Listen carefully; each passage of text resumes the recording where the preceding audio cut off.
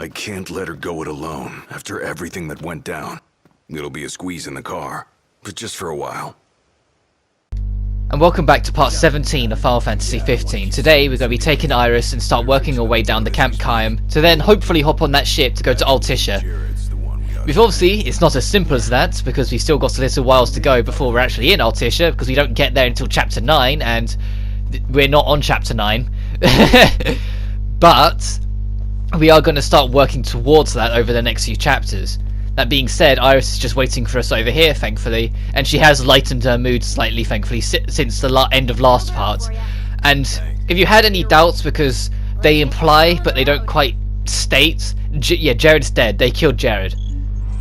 There's a load screen that I think I keep in a little later on that makes a plot point, and it mentions that they're going to avenge Jared.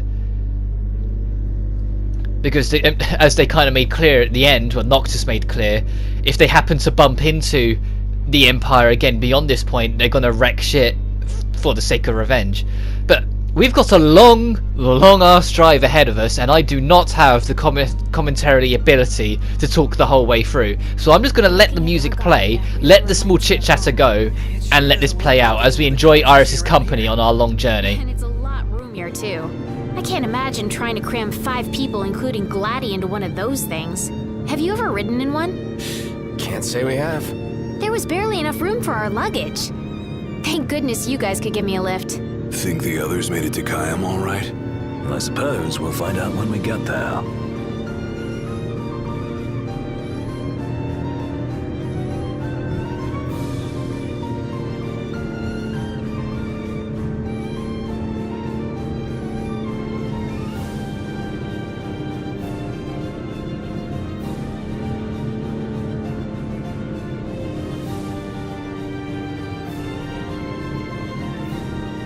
Whoa, check it out. See that? That's the Rock of Ravito. I'm like 90% sure. Not 100. You almost know your stuff. All thanks to Jared.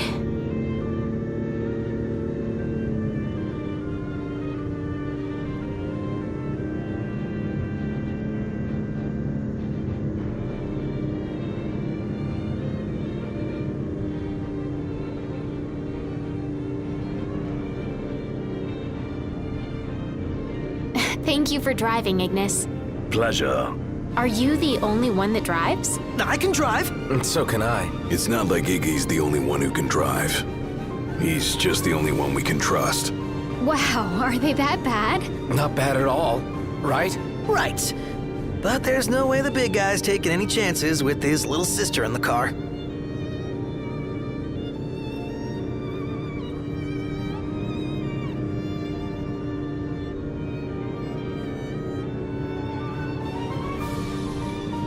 Sure you don't need a break? I'm okay. You are sandwiched in back there. Have Prompto suffer instead. Really, it's fine. No suffering here. If you say so.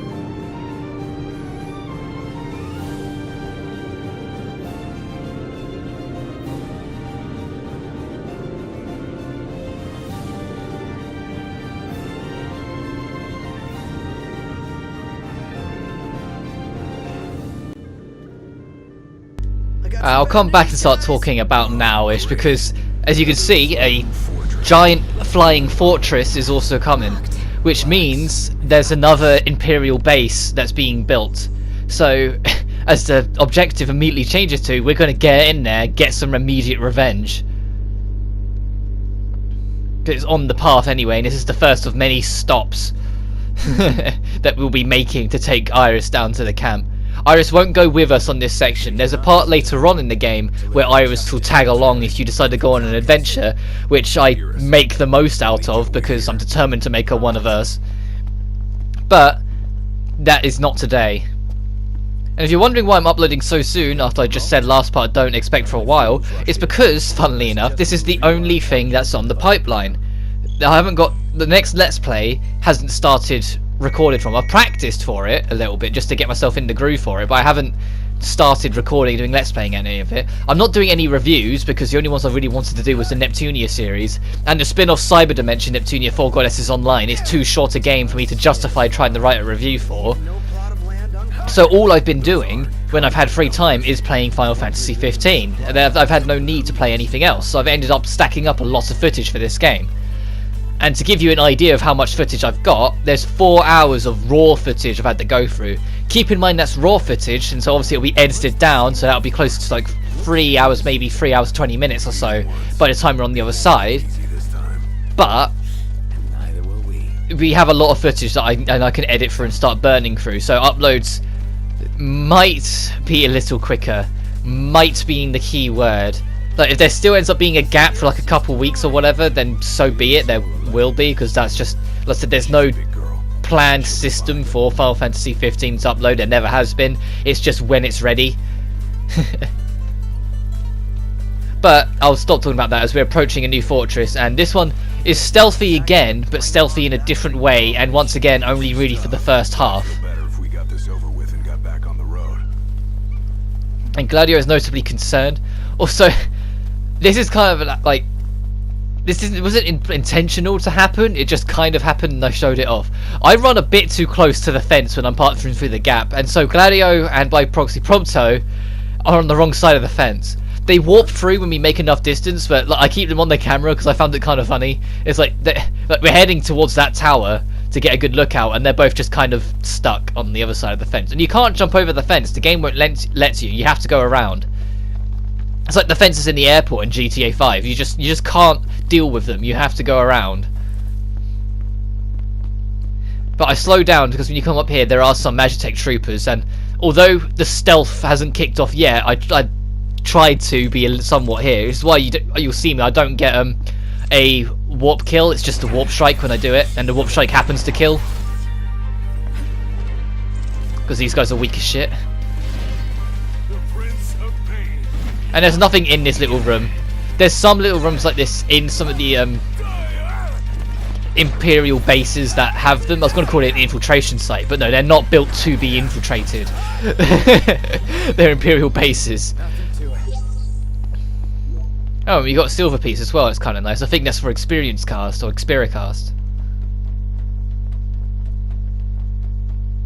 But when you head up here, you get a nice view of the actual base, and you can start making a plan.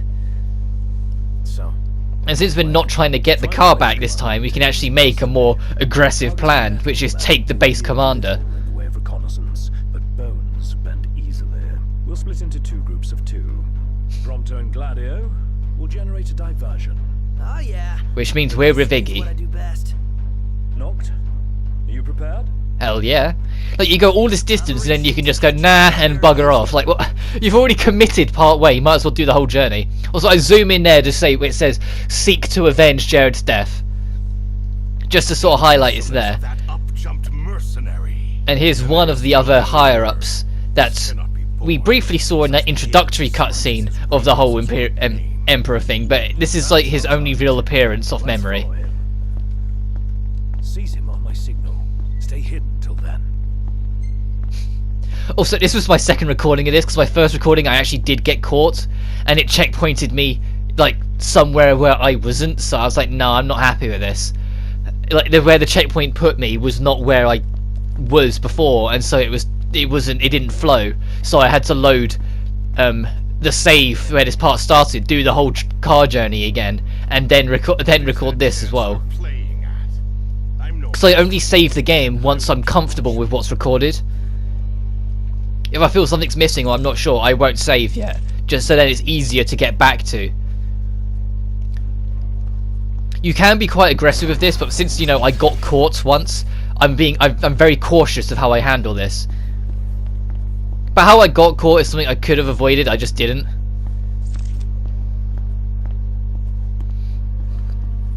And also I got spotted through a wall, but that's sort of another time. That's just this game. If you're in a place where you shouldn't be, it will count you as getting caught.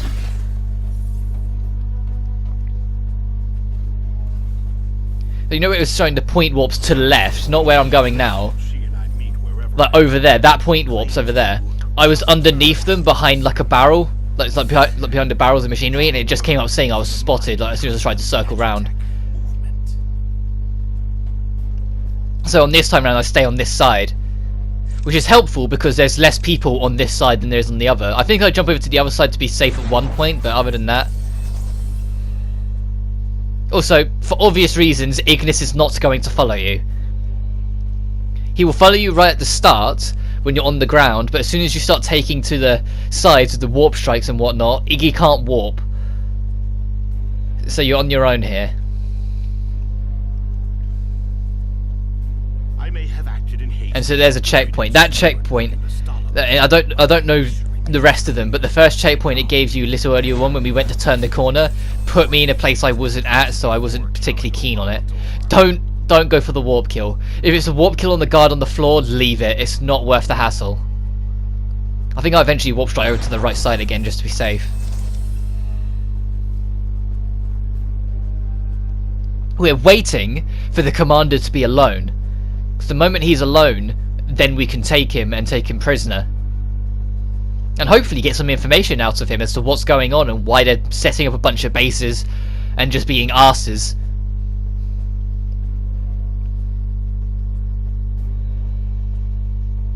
It's a bit of a slow section, but I don't fail it this time. Because this is something, if you do get spotted, it's just over. It's not like the last one where if you get spotted, you can just kill everyone. And then it's the whole no one notices if no one's there to notice. I think I warp strike to that because it's on the other side of the wall. Yeah. So you don't have to worry about waiting for the wall to go down and trying to squeeze past. You can just warp straight over it. There's also an item up here, so worth going up here anyway. I'll give Highwind one last chance to respawn. The commander is referring to another member of the Imperials who's essentially a paid mercenary that just works for the Empire right now. She, suspiciously, has kept on appearing wherever he's gone, probably because the Empire is wary of failure after recent events, and so is sending essentially backup spy on him, and he's not too keen on the fact that he's been spied on by a mercenary. But the lady in question will get her introduction soon, so don't worry about that. It's why I'm not naming her properly, even though I think he has at a couple points. He's given the last name. He said Highwind, but I don't know if he said the first name, so I'm hesitant until I hear it. He probably has, but whatever. Also, you can warp subdue. You warp body slam him. You're in fine form. Keep it up. Thanks, Iggy. And there's the distraction. Leave that to work. I'll escort him off the base. Right, now we leave Iggy alone with a commander. Like, I can't help but feel like that's not going to go well. The commander wakes up, he's probably going to be a bit feisty. Don't get me wrong, Iggy's strong, but he's not, like, if it was Gladio, then I'd be very comfortable with it, but if it's Iggy, I'm slightly less comfortable. Like, it could be worse, it could be Prompto, then I'm, like, guaranteed he's going to get up and escape. Once again, you're getting into this situation trying to destroy the reactor, but unlike this last time, you do have to also destroy the robots.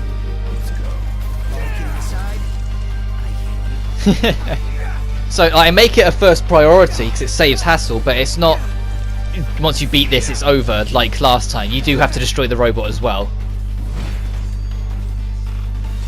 which doesn't take too long. Like, I move a little bit because you start getting bombarded with rockets, but it's not the end of the world.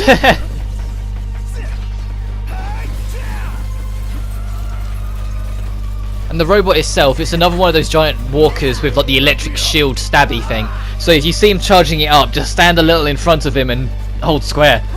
And as soon as he slams it down, then just whack circle and then hit it again. And there you go, you get a free counter. More often than not, it will stun them and make them vulnerable, but this time it didn't, so I got unlucky.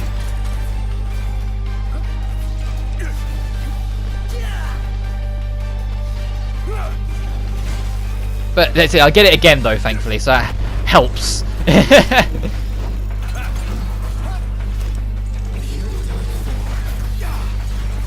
Oh god, why did I waste this?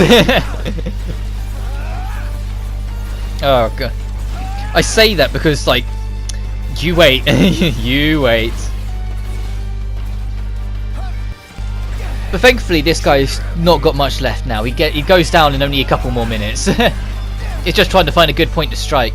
I'm not doing like the boss stats rundown for him because he's just another one of these guys. It's not like a big fancy boss sort of thing. Besides, our boss fight is a little later on this part, so it's like not being subtle at all, foreshadowing.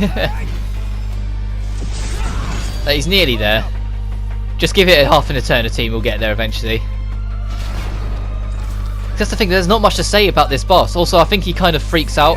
I think it's around this point that I realise something's not right, because he should have gotten up by now. Should have gotten up a long while ago, and he just hasn't. But I think it glitched out a bit, but I'm not one to complain. Just if you're struggling with this fight, just keep a distance, and then wait out the stab in the ground, and then just jump on it from there. Yeah, because the boss is completely glitched out. It's just doing nout. So I'm just like, oh, okay, sure. And I just slowly but surely whittle it down until it stops and dies. And as soon as it runs out of health, back away, obviously, because it will explode. The big robots always detonate. As case in point. Prompto didn't move though, because he's a twit, but the rest of us did. Once it's dead, you're just kind of waiting on Iggy to show up. Does that mean you weren't? I placed our captive into the hunter's custody, but I've just been informed. He's Alright, so it wasn't Iggy let us down, it was the hunters who let us down. He managed to escape them. But we are done. We have caused a lot of hell, so let's get out of here. And also, we've got a healthy amount of experience. Iggy missed out on a bit of it, because, you know, wasn't a part of the last fight. And we've got an unstable stabilizer.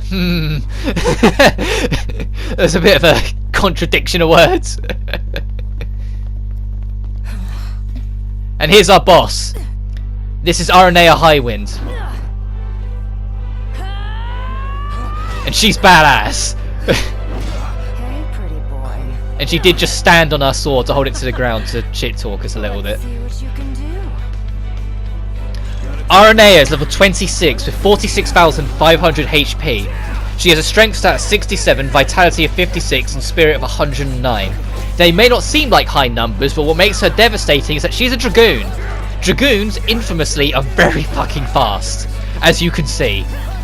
It's not a matter of the fact that she'll be hitting you hard as the game locks up a little bit again. It's the fact that she'll be hitting you constantly. She's very fucking fast on her feet, and you'll be hit about 10 times in a row, regardless of the fact her strength stat's not that high. But your health's gonna drop anyway.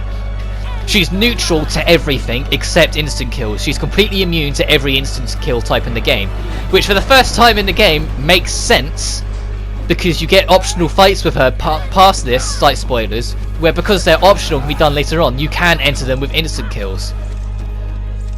But in this fight don't make sense because obviously you don't have access to instant kills. During the fight, troops will drop down. These are more distractions more than anything else, because if you take your eye off Aranea, she will wreck your shit. In a lot of people's eyes, Aranea is also top lady, top waifu. And is the main rival to Iris in the eyes of the fans of who is the best girl in the game. I personally have an ever so slight preference towards Iris, but Aranea is a stupendously close second because she's a great character in this game, I feel like. And the fight against her in this one is one of my favourites in the game because it's so high octane, so fast paced, because you're working at her pace. Sometimes I like boss fights where you get to work at your own pace, but this one works because she's super fast, so it's either keep up or get lost. And you're going to see that she's going to play around and fuck with almost the entire team without much hassle. And later on in the fight it gets even better, because Dragoons, their natural ability, I say natural, their trained ability and their invincibility is just how goddamn high they can jump. And so I take it to the skies with it, and if you do so, you get these special animations. And if you can keep up with it, you'll eventually get the advantage. The animation will show you getting stronger and stronger hits in, and eventually playing out. It's a little bit scripted, but it's still really fucking cool that you have this played out animation, and then you have to guard and parry, and you finally get a badass slam down, knock her back to the ground, the earth. You take a bit of fall damage, and the game soft locks a little again. But it's the pace of the fight. We're down to halfway, and it's just everything's kicking off sort of thing. And the music's badass because it's playing the Nox theme, like the Imperial boss theme again, which is always fun, but this is the first boss where it really felt like you're being tested. Now don't get me wrong, if you're playing this over level because you've been exploring the overworld too much, this fight's kind of a joke, but we're about-ish the right level we're supposed to be because she is, you know, level 26. I think we're level 30 something at this point, or like late 20s. I'll have to do. We'll find out when we go camping at the end, but we are relatively close to the level. Also, Gladio completely missed a critical Tempest, which is a bit annoying. But so she is completely in neutral to everything. So she is weak to poison. She can be poisoned. Like, it's not really worth it, but she can be poisoned if you have it. But her stupid high speed is something that you have to work around with a strategy. But once you get her on, if you get her on nearly low health or manage to just finish her like I did, she'll leave because she'll run out of time because, you know, she is a hired mercenary at the end of the day. Sorry, but this girl doesn't work after hours. As she kind of just revealed there. there. Wouldn't be a single gill in it for me. We should play again sometime, pretty boy.